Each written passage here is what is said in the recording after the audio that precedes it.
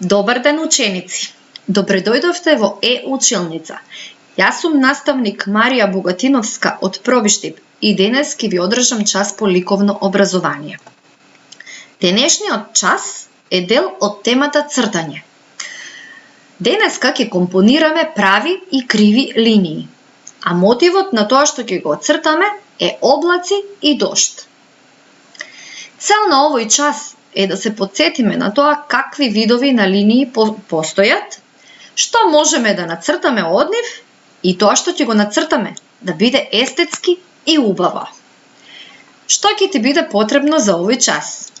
Твоето блокче за цртање, тоест еден лист од него, моливче и гума и дрвените боички. Застани го видеото, подготви го потребниот материјал и продолжуваме. Како што реков и на самиот почеток, ќе се потсетуваме на тоа какви линии употребуваме при цртањето. Бидејќи минатата година учевме за тоа какви видови на линии постојат, оваа година само ќе се потсетиме. Првичната поделба на линиите беше на прави линии и криви линии. Правите линии подобро е да се цртаат со линиер, но доколку сме внимателни и прецизни, можеме и со слободна рака или без линиер да нацртаме убава права линија. Со спојување на повеќе прави линии можеме да цртаме различни форми. Кривите пак линии се цртаат со слободна рака. Но правите и кривите линии можат да бидат различни. Ајде да видиме прво како ги делевме правите линии. Знам дека се сеќавате. Права и справена линија. Значи, исто како кога стоиме. Другата права линија е легната. Исто како кога спиеме. Понатаму имаме права линија што е закосена налево или ја викаме коса налево. Потоа коса на десно.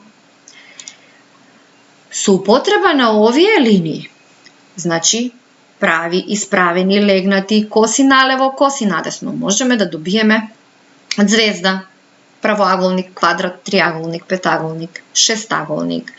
Еве, например, овој шестаголник е составен од коси, легнати и легнати линии. Овој петоаголник исто така од коси и од легнати линии. А додека квадратот е од легнати и исправени линии.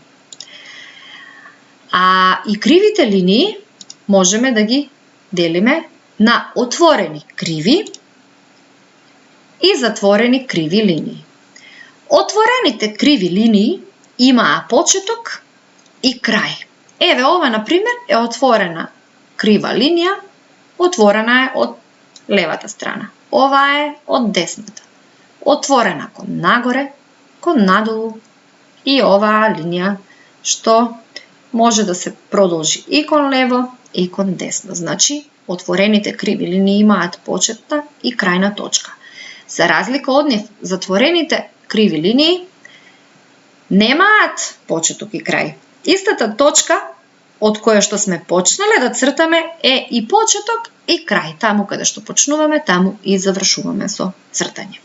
Што можеме да нацртаме од кривите линии?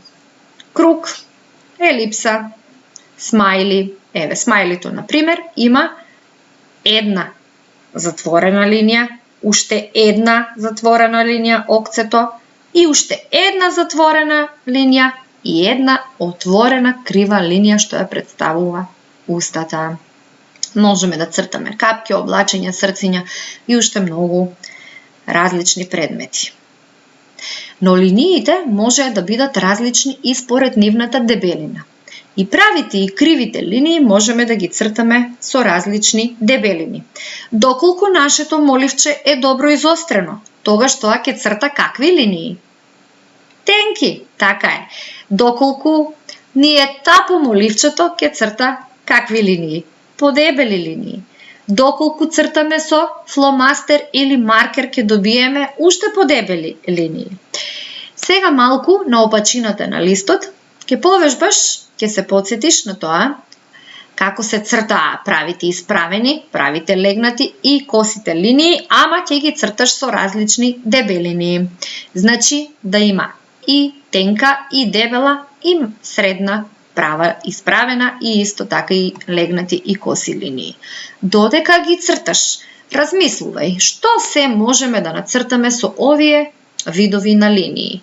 Еве вака јас кога ги гледам, веднаш ќе се сетам дека можам да нацртам кукичка, а наредното што ќе го смислите е ваше. Исто така, откако ќе ги завршите правите линии, под нив ќе нацртате и неколку криви отворени и криви затворени линии со различни дебелини. Цртајќи ќе размислувате што се може да се нацрта со помош на криви отворени и криви затворени линии. Откако ќе го извежбаш рачето, ќе продолжиме понатаму. Пред да ви го откријам точниот мотив за денес, еве ќе ви покажам неколку цртежи кои што всушност настанале и од прави и од криви линии, и од отворени и од затворени. А на овој последниот цртеж се прикажани различни дебелини на различните видови на линии. Значи тука имаме потенки и подебели линии. Овој фломастер е всушност со две страни. На едната страна има подебела пишувалка, а на другата има потенка и затоа можеме да цртаме и потенки и подебели линии. И да не ве мачам веќе, да ви го откријам она што треба да го работите на овој час. Како што кажав, ќе цртаме облаци и дожд. Еве го дождот. Ајде малку да го анализираме. Со какви линии вие на вашиот цртеж би го представиле дождот? Одлично, со коси линии. А еве ги облачињата. Со какви линии ќе ги представиме облачињата? Точно, затворена крива линија. Меѓутоа, мене ми се чини вака некако како празен овој цртеж. Јас ќе ви предложам да додадеме нешто на него, па кога врне дожд, можеме со чадорче и да се шетаме. Еве, јас сакам да додадам едно девојче и едно момче со чадорчења како се шетаат по дождот. Може да нацртаме и едно дрвце. Па и уште едно дрвце. Да го разубавиме малку овој цртеж. Може да нацртаме и ластовички. Еве ги ластовичките. Тие се нацртани со отворени криви линии. Исто така и дрвцата. Еве чадорчињата имаме криви линии, понекаде можеме да употребуваме и прави линии. Но ова е само мој предлог. Јас сепак ќе оставам да ја вклучиш твојата имагинација за да ја направиш твојата креација. Ред е да се фатиш за работа. Внимавај добро на естетиката на цртежот. Тој треба да биде уреден и естетски убав. Ти благодарам на вниманието.